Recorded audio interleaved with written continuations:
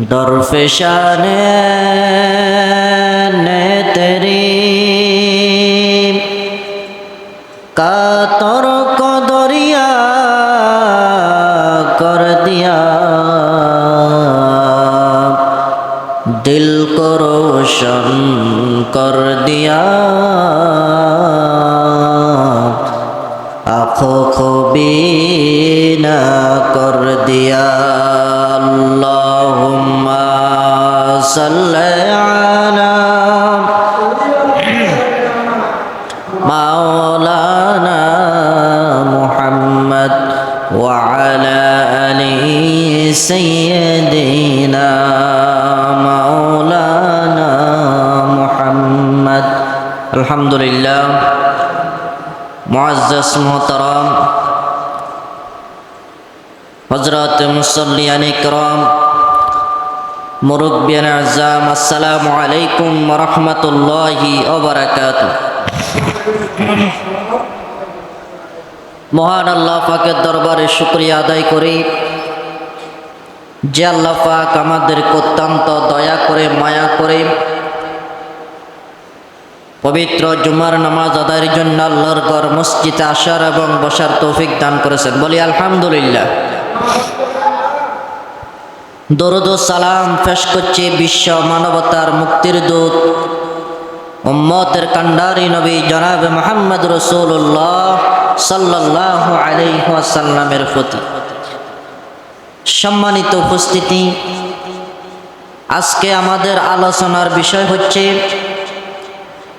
হযরতে নূহ আলাইহিস সালাতু ওয়াস সালামের জীবনী এবং তার জীবনী থেকে আমাদের শিক্ষা।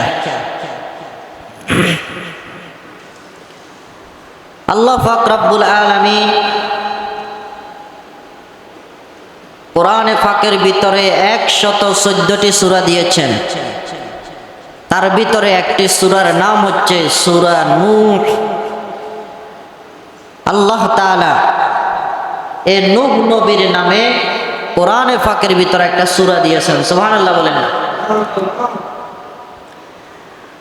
আল্লাহ রাব্বুল আলামিন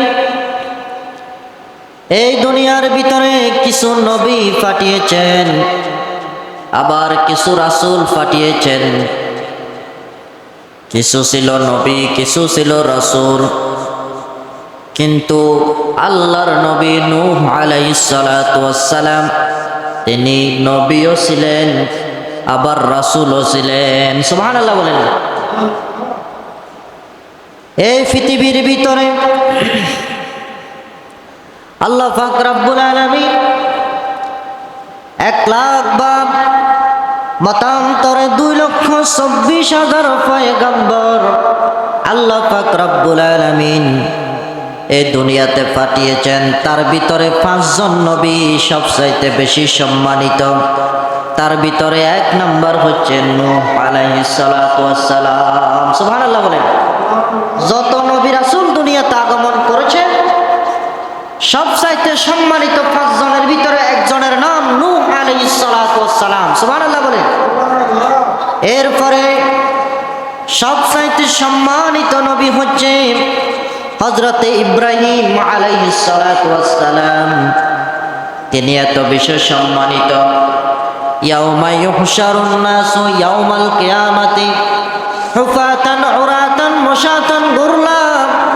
আল্লাহ রাব্বুল আলামিন কিয়ামতের ময়দানে মানুষগুলা উলঙ্গ অবস্থায় কিয়ামতের ময়দানে যখন উঠবে, আল্লাহ রাব্বুল আলামিন সর্বপ্রথম বলবেন, আমার ইব্রাহিম কোথায়? আমার ইব্রাহিমকে কাফন পরাও। সুবহানাল্লাহ। কিয়ামতের ময়দানে যখন সমস্ত মানুষ উলঙ্গ অবস্থায় উঠবে, সর্বপ্রথম আল্লাহ তাআলা ইব্রাহিম আলাইহিস সালাতু ওয়াস সালামকে কাফন পরাবেন। সুবহানাল্লাহ বলে। এরপরে 3 নাম্বার হলো মূসা আলাইহিস সালাতু ওয়াস সালাম। এরপরে হলো হযরতে ঈসা আলাইহিস সালাতু ওয়াস সালাম। এরপরে 5 নম্বরে উলুল আজম পয়গম্বর সবচাইতে সম্মানিত নবী হচ্ছে মুহাম্মাদুর রাসূলুল্লাহ। সবাই বলি সাল্লাল্লাহু আলাইহি ওয়াসাল্লাম, এই 5 জন সম্মানিত নবী আল্লাহ তাআলা দুনিয়াতে পাঠিয়েছেন।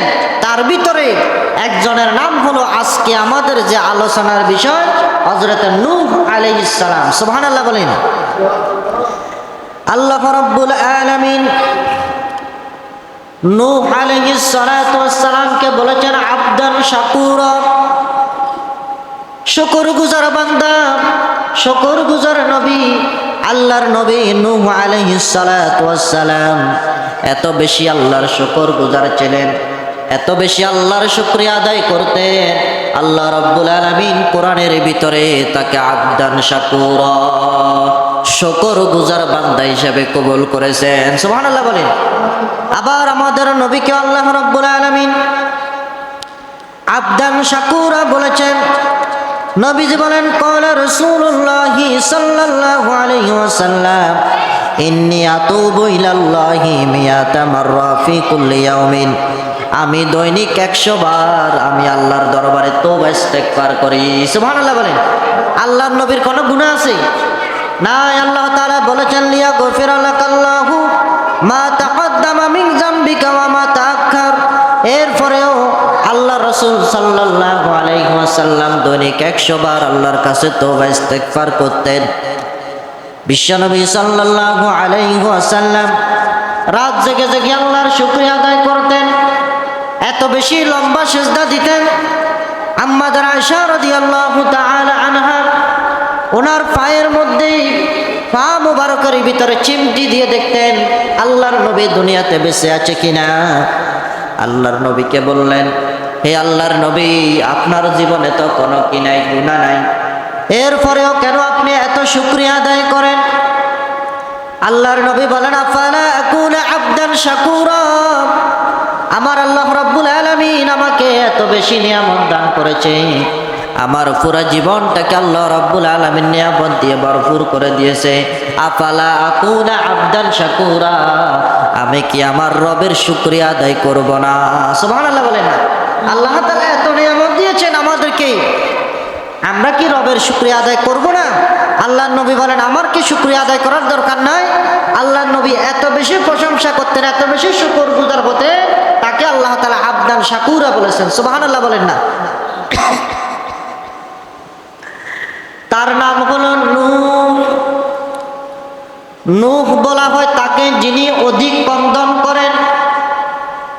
আল্লাহর নবী নূহ আলাইহিস সালাতু ওয়াস সালাম তার উম্মতদেরকে 950 বছর দাওয়াত দিয়েছেন। 9 জন লোকও তার ডাকে সাড়া দেয় নাই, তার কি করে নাই, দাওয়াত কবুল করে নাই, কালিমার দাওয়াত গ্রহণ করে নাই। আল্লাহর নবী নূহ আলাইহিস সালাতু ওয়াস সালাম এই উম্মতের শেষ পরিণতি কি হবে, তাদের কিয়ামত দিবসের ভয়াবহতার কথা চিন্তা করে আল্লাহর নবী নূহ আলাইহিস সালাতু ওয়াস সালাম উম্মতের জন্য বেশি বেশি করে কান্নাকাটি করতেন। এই জন্য তার নাম হলো নূহ আলাইহিস সালাতু ওয়াস সালাম। সুবহানাল্লাহ বলেন না। তিনি অধিক ক্রন্দন করতেন, বেশি কান্নাকাটি করতেন। উম্মতের কি অবস্থা হবে? তিনি 1000 বছর হায়াত পেয়েছেন, তার ভিতরে 950 বছর আল্লাহ রাব্বুল আলামিনের কালিমার দাওয়াত দিয়েছেন। এরপরেও 9 জন লোক হেদায়েত গ্রহণ করে নাই। এই জন্য আল্লাহর নবী নূহ আলাইহিস সালাতু ওয়াস সালাম তাদের জন্য অধিক ক্রন্দন করতেন, কান্নাকাটি করতেন। এই জন্য তার নাম হচ্ছে নূহ। আল্লাহ রাব্বুল আলামিন হযরত আদম আলাইহিস সালাতু ওয়াস সালামকে বলেছেন আবুল বাশার। দুনিয়ার সমস্ত মানুষের আদি পিতা বলা হয়েছে। আর নূহ আলাইহিস সালাতু ওয়াস সালামকে আল্লাহ রাব্বুল আলামিন বলেছেন আবুল বাশার আস-সানি, দ্বিতীয় বাপ। এটা বলার কারণ হলো আল্লাহর নবী নূহ আলাইহিস সালাতু ওয়াস সালাম যখন তার কওমের কালিমার দাওয়াত যখন গ্রহণ করে নাই, তিনি দোয়া করার পরে পৃথিবী আল্লাহ রাব্বুল আলামিন প্লাবন দিয়ে ধ্বংস করে দিয়েছেন। ধ্বংস করার পরে সেখান থেকে খলাকা মিনহা যাওজাহা ওয়া বাসসা মিনহুমা রিজালান কাসীরা ওয়া নিসা। আদম আলাইহিস সালাতু ওয়াস সালাম এবং তার স্ত্রী থেকে যেভাবে বংশ বৃদ্ধি পেয়েছে, মানুষ যেভাবে ছড়িয়ে গিয়েছিল, তেমনি ভাবে প্লাবনের পরে নূহ আলাইহিস সালাতু ওয়াস সালামের ঘর থেকেও এইভাবে 4টা জাতি বের হয়েছিল, হাম, শাম, ইয়াফেস এবং কেনান। হামকে পাঠিয়েছেন আফ্রিকা মহাদেশে, তিনি সেখানে বংশ বিস্তার করেছেন। শামকে পাঠিয়েছেন মধ্যপ্রাচ্যে, তিনি বংশ বিস্তার করেছেন। এরপর ইয়াফেসকে পাঠিয়েছে চীন দেশে, তিনি সেখানে বংশ বিস্তার করেছেন। এরপরে কেনানকে মহাপ্লাবনের ভিতরে ধ্বংস করে দিয়েছেন। কেনানকে আল্লাহ রাব্বুল আলামিন ধ্বংস করে দিয়েছেন। এই 4টা জাতি সৃষ্টি হয়েছে, সেখান থেকে আমাদের এই বংশ বিস্তার করতে করতে পর্যন্ত এসেছে। এজন্য তাকে বলা হয় আবুল বাশার আস-সানি। তিনি হলেন আমাদের দ্বিতীয় আদি পিতা।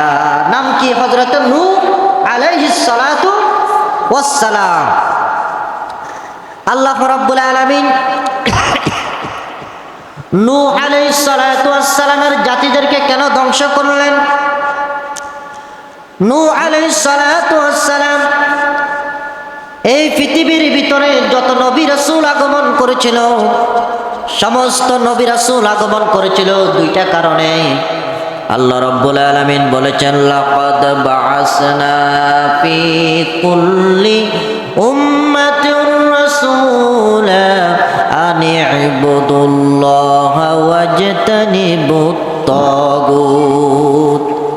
এই পৃথিবীর ভিতরে যত নবী রাসূল আগমন করেছে, উদ্দেশ্য ছিল 2টা।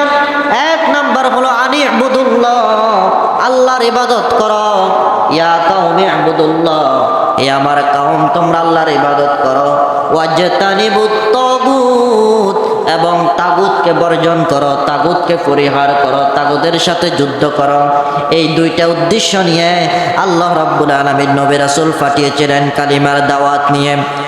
নূহ আলাইহিস সালাতু ওয়াস সালাম যখন তাদেরকে কালিমার দাওয়াত দিয়েছে, যখন বলেছে ইয়া কাওমি ইবুদুল্লাহ, তোমরা হে আমার কওমেরা তোমরা আল্লাহর ইবাদত করো, তখন নূহ আলাইহিস সালাতু ওয়াস সালামের উম্মতেরা তার দাওয়াত প্রত্যাখ্যান করেছে, তার দাওয়াতকে ফিরিয়ে দিয়েছে। এরপরে তারা 5 জনকে অনুসরণ করত, ওয়াদ্দা, সুআআ, ইয়াগুস, ইয়াউক, নাসর। এই 5 জন মানুষকে অনুসরণ করত। তাদের 5 জন মানুষের চেহারা দিয়ে 5 জন মূর্তি বানিয়ে তারা সেই মূর্তির উপাসনা করত। এই জন্য শিরক গুনাহ করার কারণে আল্লাহ রাব্বুল আলামিন সেই জাতিকে আল্লাহ রাব্বুল আলামিন মহাপ্লাবন দিয়ে ধ্বংস করে দিয়েছেন। আল্লাহ রাব্বুল আলামিন সমস্ত গুনাহ আল্লাহ তাআলা ইচ্ছা করলে ক্ষমা করে দিতে পারে, কিন্তু শিরক গুনাহ আল্লাহ রাব্বুল আলামিন ক্ষমা করে না।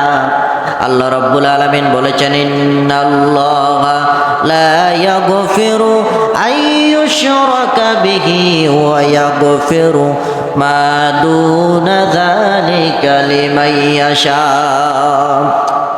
আল্লাহ রাব্বুল আলামিন বলেন, আমি ইচ্ছা করলে সমস্ত গুনাহগুলো আমি আল্লাহ তাআলা ক্ষমা করে দিতে পারি, কিন্তু আমি শিরক গুনাহ ক্ষমা করি না। কারণ ইন্নাশ শিরকা লাযুলমুন আযীম, নিশ্চয় শিরক হচ্ছে সবচাইতে বড় অপরাধ, সবচাইতে বড় জুলুম। আল্লাহ রাব্বুল আলামিনের সাথে তারা শিরক করা শুরু করলে জন্য আল্লাহ তাআলা ধ্বংস করে দিয়েছেন। এখনো যদি কোন মানুষ যদি আল্লাহর নাফরমানি করে, আমাদের গুনাহের কারণে আল্লাহ রাব্বুল আলামিন এই দুনিয়ার ভিতরে স্থলে এবং জলে বিপদ আপদ দান করে। আল্লাহ তাআলা বলেছেন, আমি তোমাদেরকে এমনি এমনি আযাব দিলাম। যাহারাল ফাসাদু ফিল বাররি ওয়াল বাহরি বিমা কাসাবাত আইদিন নাস। স্থলে এবং জলে যে সমস্ত বিপদ আপদ গুলা হয়, আমি আল্লাহ রাব্বুল আলামিন তোমাদেরকে এমনি এমনি দিই না। তোমাদেরকে কেন দি শুনো, বিমা কাসাবাত আইদিন নাস। আমি আল্লাহ রাব্বুল আলামিন তোমাদেরকে কোনো আযাব এবং গজব দিতে আমি আল্লাহ চাই না। যখন তোমরা অপরাধে লিপ্ত হও, যখন তোমরা গুনাহগাতা করো, তখন আল্লাহ রাব্বুল আলামিন বলেন আমি তোমাদের গুনাহের কারণে তোমাদেরকে আমি আযাব দান করি। আল্লাহ রাব্বুল আলামিন নূহ আলাইহিস সালাতু ওয়াস সালামকে যখন নূহ আলাইহিস সালাতু ওয়াস সালামের কওমেরা যখন শিরকের ভিতরে লিপ্ত, বেদাতের ভিতরে লিপ্ত, মূর্তি পূজার ভিতরে লিপ্ত, তখন আল্লাহ রাব্বুল আলামিন সে অন্ধকার যুগের ভিতরে, সেই শিরকের কাজ কারবারের ভিতরে যখন তারা ধ্বংসের একেবারে শেষ প্রান্তে চলে এলো, আল্লাহ রাব্বুল আলামিন তখন নূহ আলাইহিস সালাতু ওয়াস সালামকে কালিমার দাওয়াত নিয়ে তাদের কাছে পাঠালেন। আল্লাহ রাব্বুল আলামিন বলেছেন ওয়ালাকাদ আরসালনা নূহান ইলা কওমিহি ফাকালা ইয়া কওমি ইবুদুল্লাহা মা লাকুম মিন ইলাহিন গায়রু। আল্লাহ রাব্বুল আলামিন যখন মানুষেরা মূর্তি পূজার ভিতরে লিপ্ত, তখন আল্লাহ রাব্বুল আলামিন নূহ আলাইহিস সালাতু ওয়াস সালামকে ওই কওমের নিকট পাঠালেন। তিনি সেখানে গিয়ে মানুষদেরকে বললেন ইয়া কওমি ইবুদুল্লাহ, হে আমার কওমেরা তোমরা আমার ইবাদত করো। ইবাদত যদি না করো তাহলে কি হবে? ইন্নী আখাফু আলাইকুম আযাবা ইয়াউমিন আযীম। যদি তোমরা এক আল্লাহর ইবাদত না করো, যদি শিরক করো, মূর্তি পূজা করো, তাহলে আমি এক মহান আযাবের তোমাদেরকে কি দিচ্ছি? ঘোষণা দিচ্ছি। তোমরা ধ্বংস হয়ে যাবে। তোমাদেরকে আযাব দিয়ে আল্লাহ রাব্বুল আলামিন কি করে দিবেন? ধ্বংস করে দিবেন। এই কথা যখন বলল নূহ আলাইহিস সালাতু ওয়াস সালাম, যখন বললেন ইয়া কওমি ইবুদুল্লাহ, হে আমার কওমেরা তোমরা আল্লাহর ইবাদত করো, তখন নূহ আলাইহিস সালাতু ওয়াস সালামকে তারা বলতে লাগলো মালি হাযার রাসূল, তুমি কেমন রাসূল? ইয়াকুলুত তুআম ওয়া ইয়ামশি ফিল আসওয়াক, তুমি কেমন মানুষ যে মানুষ বাজারে যায়, যে মানুষ খানা খায়, এটা কেমন মানুষ? তুমি তো মিথ্যা নবী, তুমি তো বন্ড নবী। বলেন নাউযুবিল্লাহ। তারা বলতে লাগলো হে নূহ, তুমি যে আমাদেরকে কালিমার দাওয়াত দেওয়া শুরু করলে, তুমি তো আমাদের মতো মানুষ, তোমাকে তো দেখতে নবীর মতো লাগে না, সাধারণ মানুষের মতো লাগে।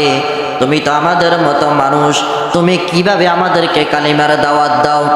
এরপরে বলল তুমি কোন খোদার ইবাদতের কথা বলতেছ?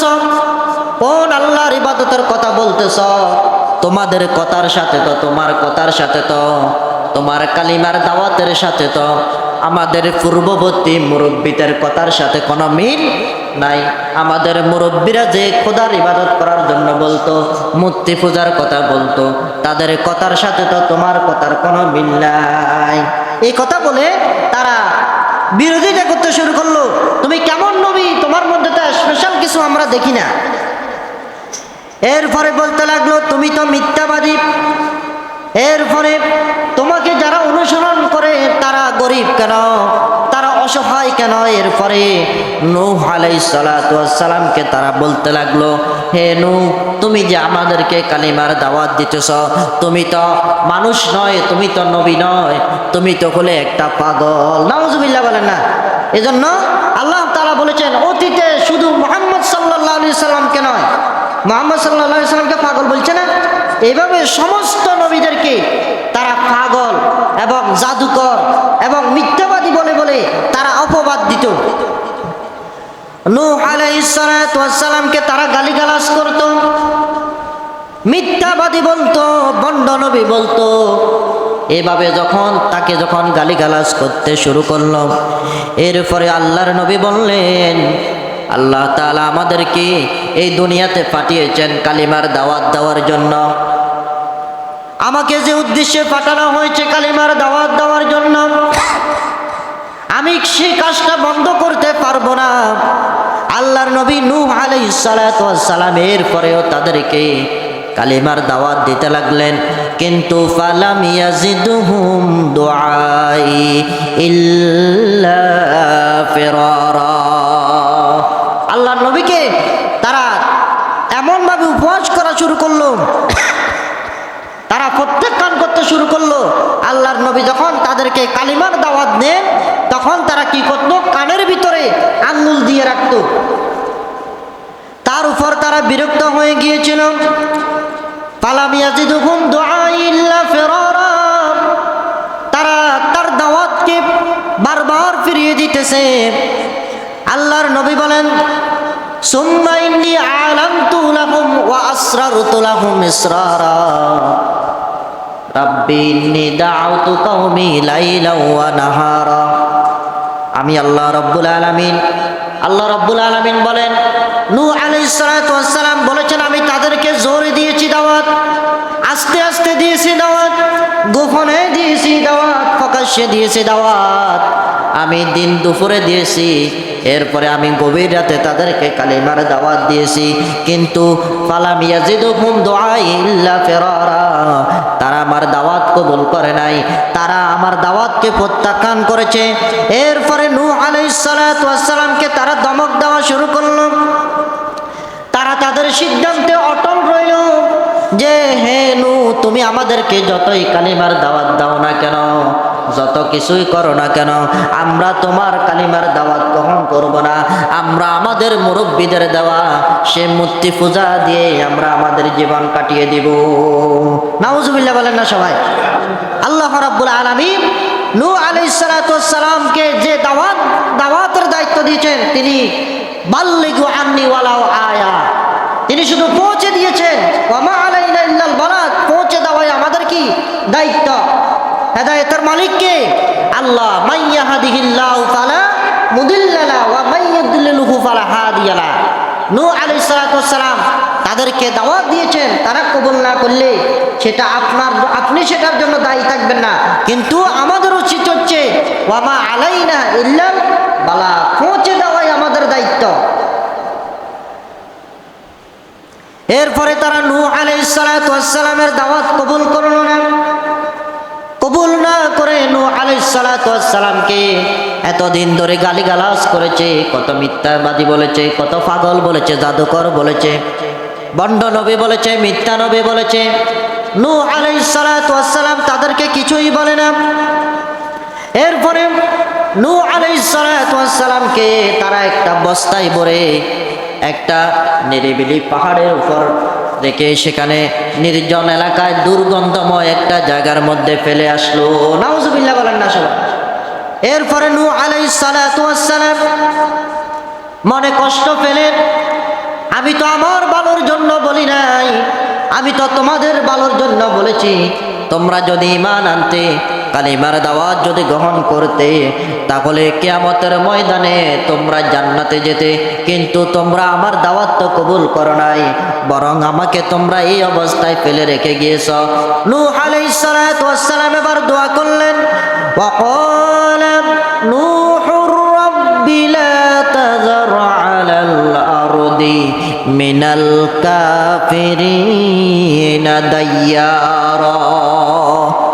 নূহ আলাইহিস সালাতু ওয়াস সালাম দোয়া করলেন, হে আল্লাহ, আপনি কাফের এবং ছোট বড় সমস্ত কাফেরদের আন্ডা বাচ্চা সবাইকে আপনি কি করে দেন? ধ্বংস করে দিন। এই কথা কে দোয়া করেছে? নূহ আলাইহিস সালাতু ওয়াস সালাম আল্লাহর কাছে বদদোয়া করেছে, হে আল্লাহ, যারা আমার দাওয়াত কবুল করে নাই, যারা আমাকে এত কষ্ট দিয়েছে, তাদেরকে আপনি জমিনের উপরে আর রাখবেন না, তাদেরকে এবং তাদের ছোট বড় যত অনুসারী আছে সবাইকে আপনি ধ্বংস করে দেন। আল্লাহ রাব্বুল আলামিন নূহ আলাইহিস সালাতু ওয়াস সালামের দোয়াকে কবুল করলেন। কবুল করার পরে আল্লাহ তাআলা নূহ আলাইহিস সালাতু ওয়াস সালামকে বললেন, হে নূহ, তুমি একটা নৌকা বানাও। কি বানাও? নৌকা বানাও। নৌকা বানানোর পরে সেখানে তুমি জোড়া জোড়া 40 জোড়া জিনিস তুমি সেখানে তুলে ফেলো। নূহ আলাইহিস সালাতু ওয়াস সালাম যখন এরকম শুকনার ভিতরে যখন নৌকা বানানো শুরু করলো, তখন তারা হাসাহাসি করতে লাগলো। তারা বলে মরুভূমির ভিতরে কোথা থেকে পানি আসবে? নৌকা চলতে হলে তো নদীর ভিতরে পানি লাগবে, জমিনের উপরে তো এক ফোঁটা পানিও নাই। তোমরা কিভাবে বলো? ও নূহ, তুমি যে পাগল, এটা তো প্রমাণ হয়ে গিয়েছে, কোথাও এক ফোঁটা পানিও নাই, নৌকা কিভাবে চলবে? তুমি কি পাগল হয়ে গিয়েছ? তুমি কেন নৌকা বানাইতেছ?